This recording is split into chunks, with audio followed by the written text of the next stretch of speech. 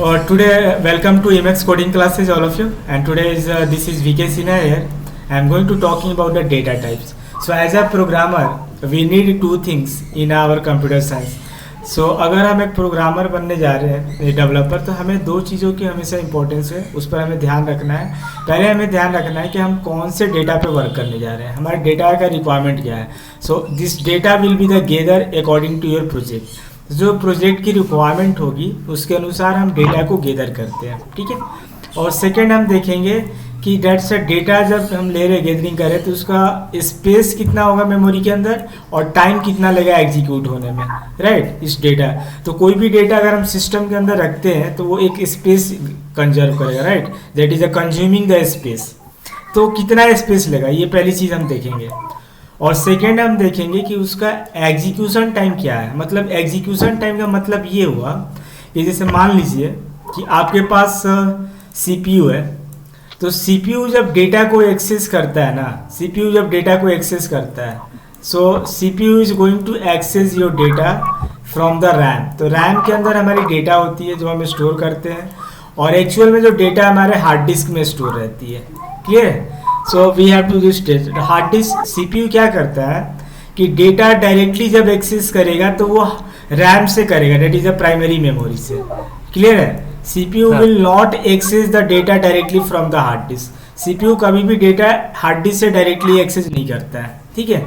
तो hard disk से data यहाँ पर ट्रांसफर की जाती है रैम को, और इस टेक्निक्स को हम लोग बोलते हैं पेजिंग.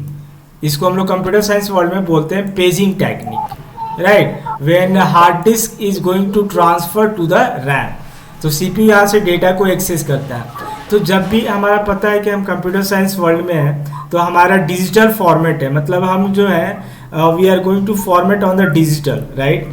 तो डिजिटल में जो डेटा स्टोर होती है ना, वो 0-1 फॉर्म में स्टोर होती है, that is the discrete form में स्टोर होती है, ठीक है. तो डिस्क्रीट फॉर्म में स्टोर होने का मतलब कि इवेंचुअली अगर हम बात करें तो ये सिग्नल में कन्वर्ट हो जा रही है, मतलब कि पावर में. That is a computer science का डेप्थ हमारा यहाँ पर आकर खत्म हो जाता है, राइट. तो पावर के आगे कुछ है ही नहीं, क्योंकि पावर के आगे चलेंगे तो बोलेंगे पावर किससे बनी हुई है, तो पावर चार्ज से बना हुआ है, right. Get it point. So I am not going to so much deeply here because we are not going on the research level. We are going as of C programming level. Okay. So now what I am going to tell you, this is the data, and data दो चीज़ हमारा conserve करेगा. एक तो space हमारे memory के अंदर होगा, और इस डेटा को एक्सेस करने में सीपीयू को कितना टाइम लग रहा है उसको हम बोलते हैं एग्जीक्यूशन टाइम. तो कंप्यूटर साइंस वर्ल्ड में जब भी प्रोग्राम एग्जीक्यूट होने की बात की जाए तो आप ये समझिएगा कि प्रोग्राम रन करने का मतलब ये है कि सीपीयू आपके डेटा को इजीली एक्सेस कर रहा है. एक्सेस करने का मतलब ये होता है रीड और राइट करना, ठीक है. That is the meaning of access. तो अभी हम बात कर रहे थे आपसे कि एक्सेस का मीनिंग क्या. तो देखो एक्सेस हम लोग बोलते हैं like this one. So access का मतलब होता है रीड और राइट करना, ठीक है. That is the meaning of CPU. So computer science में दो प्रोसेस होते हैं हमेशा, रीडिंग एंड राइटिंग.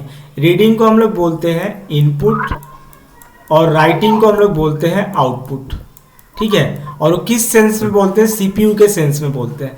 सीपीयू जब डेटा को रीड करता है, जब आप कीबोर्ड से कोई डेटा प्रेस करते हो या माउस से कोई भी चीज क्लिक कर रहे हो, तो आपने सीपीयू को इनपुट दिया, ठीक है.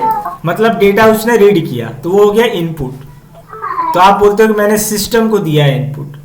आउटपुट हम किसको बोलेंगे, जो हम डेटा को स्क्रीन पर देख रहे हैं, यहाँ पर हमें जो कुछ भी यहाँ दिखाई दे रहा है, तो ये प्रोसेसर क्या करता है कि आपके डेटा को राइट करता है, स्क्रीन पर ले जाकर आपको रिस्पॉन्स देता है, ठीक है. तो इसी को हम लोग रीड और राइट रिस्पॉन्स बोलते हैं in the computer science world. एक इनपुट फॉर्म होता है, एक आउटपुट फॉर्म होता है. तो हम ये दो चीज़ों पर कंजर्व करेंगे. सो एज अ प्रोग्रामर हमें सी प्रोग्रामिंग में पहले ये समझना होगा कि सी जो प्रोग्रामिंग है उसमें कौन कौन से डेटा टाइप्स होते हैं, मतलब कौन कौन से टाइप्स के डेटा होते हैं, हम उसको समझेंगे. क्योंकि जब तक हमें ये पता नहीं होगा कि कौन कौन से टाइप्स के डेटे हमारे कंप्यूटर साइंस वर्ल्ड में, तो हम वर्क कैसे करेंगे, अपने प्रोजेक्ट को कैसे कंप्लीट करेंगे, राइट. तो उसके लिए हमें डेटा को गैदर करना है कि which type of data is here.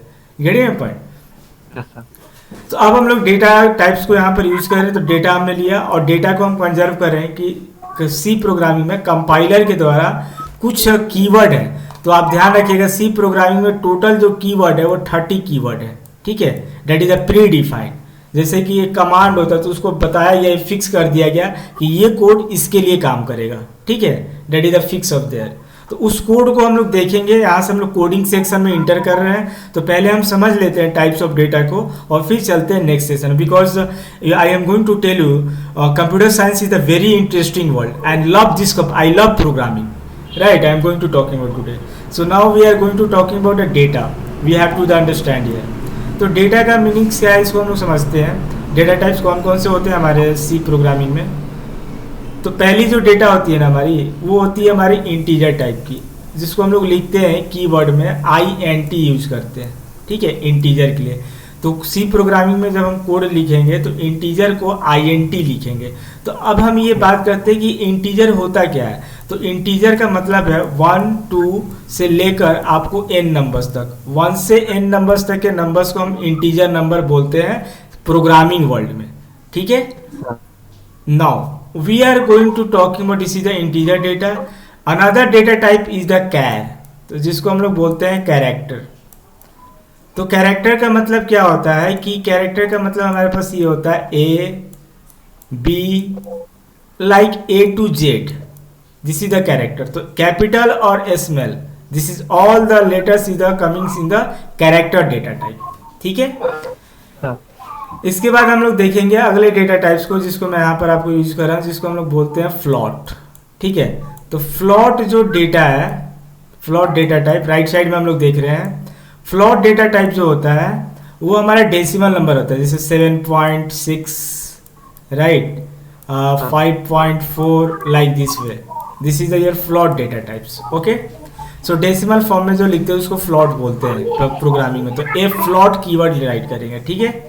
और एक हमारे पास डेटा होती है जिसको हम बोलते हैं डबल डेटा, ठीक है। सो डबल जो डेटा होती है इसमें जो है ये भी हमारा डेसिमल नंबर ही होता है, मतलब डबल भी जो है वो डेसिमल नंबर को ही शो करता है। अब कहोगे, आप कंफ्यूज हो गए होगे, कहोगे कि सर ये डबल और फ्लोट में ये डिफरेंस क्या है, मतलब दोनों तो डेसिमल नंबर ही सपोर्ट करते हैं। Yes, your question is absolutely right, but I am giving the answer to you and you have to understand here.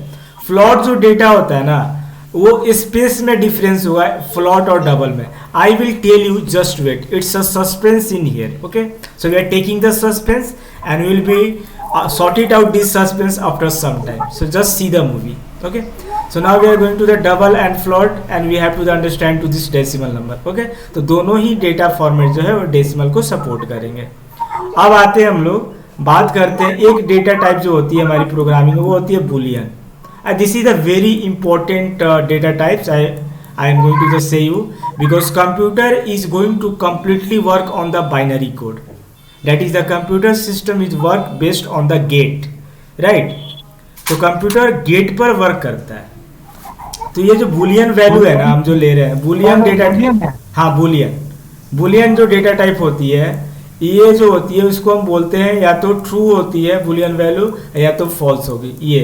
और ट्रू का मतलब होता है हम लोग कंप्यूटर साइंस में 1 बोलते हैं और फॉल्स का मतलब 0 बोलते हैं। तो अभी मैं आपसे अभी डिस्कशन आप लोग से कर रहा था कि computer can only understand a binary code, that means 1 0, और 1 का मतलब होता है ट्रू और 0 का मतलब होता है फॉल्स, राइट। तो अगर हम सिंपल सा रिसर्च लेवल पर जाके बात करेंगे तो हम बोलेंगे कि पावर ऑन और पावर ऑफ, 1 का मतलब होता है ऑन और 0 का मतलब होता है ऑफ, क्योंकि हमें पता है कि मोबाइल हो, लैपटॉप हो, कंप्यूटर हो, mobile and laptop is an electronic device, that is the definition, that is the correct definition of our computer, right? So we have to go to their part. Now I am coming to on the part electronic device and which all the process is going to do, that means it's going to convert the data into information. जब data को information में convert कर देता है तो उसको हम बोलते हैं हमारा जो ये सिस्टम को हम बोलेंगे computer, right. Are you getting? अब चलते हैं हम लोग नेक्स्ट पॉइंट पर। तो यहाँ तक हमने सारी चीज़ों को कवर अप कर लिया डेटा टाइप्स में। अब आते हैं हम लोग बात करते हैं कि डेटा जब ये हुआ तो मेमोरी में कितना स्पेस लेगा, राइट, बाइट में लेगा, बीट में लेगा। तो आप ध्यान रखेंगे कंप्यूटर में हमेशा जो डेटा स्टोर होती है उसकी जो स्मॉलेस्ट फॉर्म होती है वो बीट होती है, ठीक है। तो डेटा हमेशा बीट में स्टोर होगी। Are you getting to this point? तो बीट हाँ। बीट का मतलब क्या है, एक एक जीरो अगर लिखते हैं तो एक बीट हुआ, वन लिखा है तो एक बीट हुआ, और जीरो अगर अगेन लिखा है तो 1 1 2 एंड 3 बीट टोटल हो गए, ठीक है। सो कंप्यूटर जो भी आप कुछ राइट कर रहे हो ना यहाँ पर, जो कुछ भी आप सिस्टम पर देख रहे हो, कंप्यूटर इसको 0 1 में समझता है, ऐसे नहीं समझता है। ये हम लोगों के लिए है, ठीक है। User can only understand, machine को ये चीज़ नहीं समझ में आती है कि ये क्या है, क्लियर है। So that's why you need to talk with the machine in the form of the 0 1 0, and this is I am going to talking about as a research level of the programming। तो इसके सबसे bottom पे हम लोग बात कर रहे हैं, जहाँ से आगे कोई क्वेश्चन हो ही नहीं सकती है, क्लियर है, are you getting? So now we are coming to the part one. हमने ये बिट फॉर्म में स्टोर किया है डेटा को, और बाइट अगर डेटा हमारा बाइट फॉर्म में स्टोर, जैसे कि हम ह्यूमन के लिए हुआ, तो ह्यूमन जो है बाइट फॉर्म में समझता है, 2 GB 1 GB 1 KB 1 मेगाबाइट, इसको हम लोग आसानी से समझ लेते हैं। बट बिट 0 1 0 1 होता है तो हम कहते हैं कि इसके पीछे क्या है भाई, ये कुछ समझ में नहीं है, लॉजिक ही नहीं समझ में है। बट यही तो लॉजिक है कंप्यूटर साइंस का, जहाँ से लॉजिक क्लोज होती है वहाँ से IT शुरू होती है। Are you getting a point what I am saying? So now we have to discuss about the byte. Byte को जब हम स्टोर करेंगे वो स्टोर करते हैं बिट फॉर्म में, ठीक। तो एक बाइट का मतलब होता है, 1 बाइट का मतलब हुआ 8 बिट।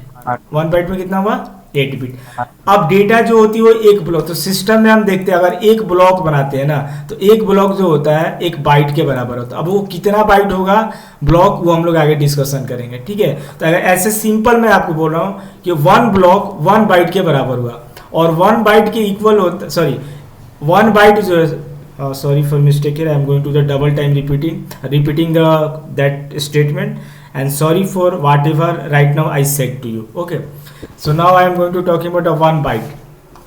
तो बाइट हम जब भी डेटा स्टोर करते हैं, बाइट में हमारा 8 बिट में डेटा स्टोर होती है, तो 1 बाइट का मतलब होता है 1 ब्लॉक, और 1 ब्लॉक में हमारे पास 8 सेल होती है, ठीक है। तो जो सेल होती है वो इस तरीके से होती है लगभग, we I am going to tell you. So this cell is looks like, इसमें 8 सेल होंगे, तो मैं इसको 8 सेल में आपको क्रिएट कर रहा हूँ। So looks like 8 cell is there on this point, right. तो इस ब्लॉक्स में टोटल 1 2 3 4 5 6 7 8, तो total number of cell is the 8, और 1 सेल जो है ना वो 1 बिट के इक्वल होता है। 1 सेल जो होता है 1 बिट के इक्वल होता है, क्लियर है, are you getting a point? तो 1 सेल जो है वो 1 बिट के इक्वल होगा, व्हाट इट। सो और 8 बिट को जब हम मिलाएंगे तो ये जो ब्लॉक है हमें ऐसा दिखता है, ये वाला जो ब्लॉक है, ये ब्लॉक हमने अभी इसको थोड़ा सा मैग्नीफाइंग करके दिखाया है लेंस लगाकर, और इसको लेंस को जब हम हटाएंगे तो ब्लॉक ऐसा दिखता है, ठीक है, getting point. So I am going to talk about it. So this is all the whole about the data types, and the next section I will discuss about the space on all the data types. So thank you to watching to this my videos, and will be continue from the next class.